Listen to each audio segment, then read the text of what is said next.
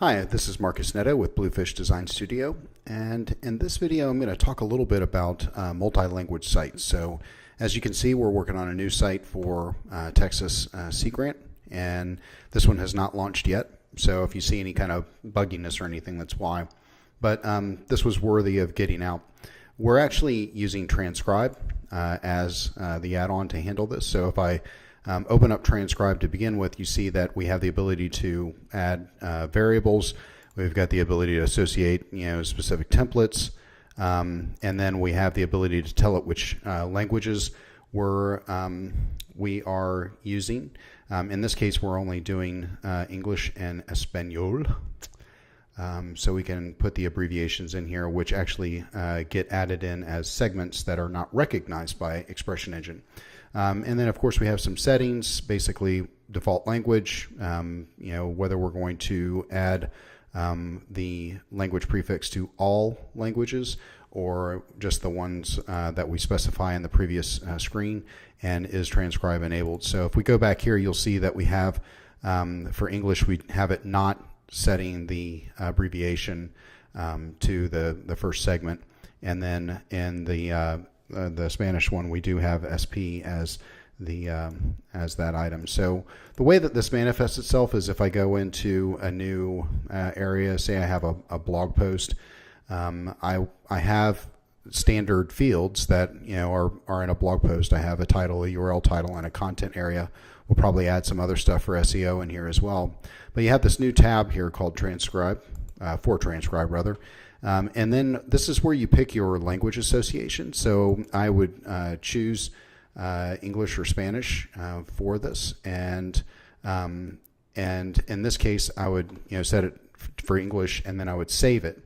Now what you have to do then is you have to, let's see if we can find one real quick that doesn't have.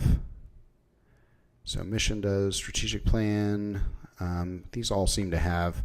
But anyway, if I pull up one of the Spanish ones and click on Transcribe, you'll see that this one has the language association as in Spanish, and then we're not relating this entry to any existing entry here, but we can. So we can associate this. Which one was it? Yeah. So we should associate this one to about Texas Sea Grant.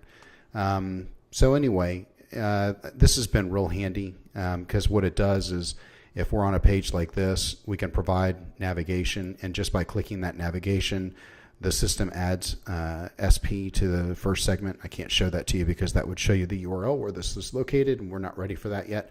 But anyway, it adds SP in the first segment of the URL structure, and then you'll notice that all of the content shows up in Spanish.